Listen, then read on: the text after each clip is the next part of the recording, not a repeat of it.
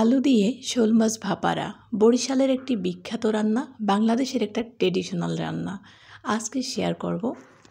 সুপ্রিয় দর্শক, আসসালামু আলাইকুম। Welcome back to my channel Sharmin kitchens থেকে আমি শারমিন আপনাদের সবাইকে নতুন আরও একটা ভিডিওতে ওয়েলকাম জানাচ্ছি।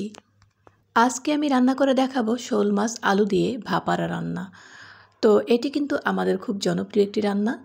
তো শোল মাছটা কিন্তু খুব বড় সাইজের একটা শোল মাছ আমি এখানে ছোট করে কেটে নিয়েছি, আর শোল মাছের সাথে ডিম ছিল আর দুটো আলু ছোট করে কেটে নিয়েছি। এখন প্যানে তেল দিয়ে তারপরে দিয়ে দেব পেঁয়াজ কুচি, রসুন কুচি, দিয়ে দেব ফালি করে রাখা কাঁচামরিচ।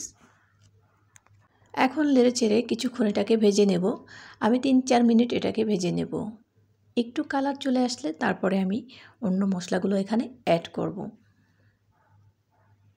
তো দেখো ভাজা কিন্তু প্রায় একটু হয়ে গেছে। এখন আমি দিয়ে দেব পেঁয়াজ বাটা। তো এখানে দিয়ে দিলাম আমি পেঁয়াজ বাটা 2 চামচ পরিমাণের, দিয়ে দেব রসুন বাটা 1 চামচ পরিমাণ দিয়েছি, আর আদা বাটা দিয়ে দেব 1 চামচ পরিমাণ। তো খুব ভালোভাবে নেড়েচেড়ে মিশিয়ে নিচ্ছি। তো এখন দিয়ে দেবো পানি যাতে মশলাটা পুড়ে না যায়। হলুদের গুঁড়া দিয়ে দিলাম 1 চামচ পরিমাণের, এবং মরিচের গুঁড়া দিয়ে দেবো আমি 2 চামচ পরিমাণ। দিয়ে দেবো পরিমাণ মতন লবণ, দিয়ে দিলাম ধনিয়ার গুঁড়া 1/2 চামচ পরিমাণ, জিরা গুঁড়ার 1/2 চামচ পরিমাণ, এবং গরম মশলা 1/2 চামচের চেয়েও কম। তো দিয়ে দিলাম 2টা তেজপাতা। তো সব মশলাগুলো এখন আবার নেড়েচেড়ে মিশিয়ে নিচ্ছি। তো এখন আবার একটুখানি পানি দিয়ে দেব মশলাটা ভালোভাবে কষানোর জন্য। মশলাটা ভালোভাবে কষালে মশলা থেকে কিন্তু কোনো রকমের কাঁচা গন্ধটা থাকবে না। তো খুব ভালোভাবে মশলাটা কষিয়ে নিতে হবে। আমাদের বরিশালে এভাবে কিন্তু মাছের ভাপারাটা করে খেতে কিন্তু অসম্ভব মজার লাগে, আর এটা কিন্তু পুরো বাংলাদেশেরই একটা ট্রেডিশনাল রান্না। তো আমি কিন্তু মাছগুলো এখানে দিয়ে দিয়েছি। তো মাছগুলো দিয়েও অনেকক্ষণ আমি কষিয়ে নিচ্ছি। আমি 5 মিনিটের মতন মাছগুলো দেওয়ার পরে কষিয়ে নেব। তো এখন আমি আলুটা দিয়ে দেব। আমি এখানে 2টো আলু দিয়েছি, ছোট ছোট করে কেটে নিয়েছি। এই মাছটার সাথে একটু আলু দিলে আমার কাছে খেতে ভালো লাগে, আপনারা চাইলে এটা স্কিপ করতে পারেন। তো এখন আমি পরিমাণ মতন পানি দিয়ে দিলাম।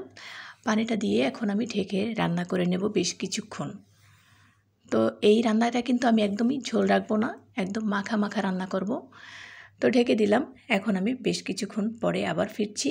মাঝখানে আমি একটু লাড়াচাড়া দিয়ে দেব, তারপরে আবার ঢেকে এটাকে রান্না করে নেব। এখনও অনেকটা ঝোল আছে, আমি কিন্তু পুরো ঝোলটা একদম টানিয়ে ফেলব। তো এখন আবার আমি কিছুক্ষণ পরে ফিরছি। তো এখন কিন্তু ঝোলটা অনেকটাই টেনে গেছে।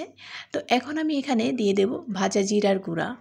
ভাজা জিরার গুঁড়া দিয়ে তারপরে আমি 5 মিনিটের মতন জাল করে নেব। হয়ে গেছে রান্নাটা। এখন কিন্তু আমি নামিয়ে নেব। উপর থেকে যখন তেল ছেড়ে দেবে রান্নাটায়, তখন বুঝে নিতে হবে রান্নাটা হয়ে গেছে, একদম পারফেক্ট হয়েছে। তো এখন কিন্তু আমি এটাকে তুলে নেব, আর জাল করতে হবে না। তো আমি একটা বাটিতে উঠিয়ে নিচ্ছি।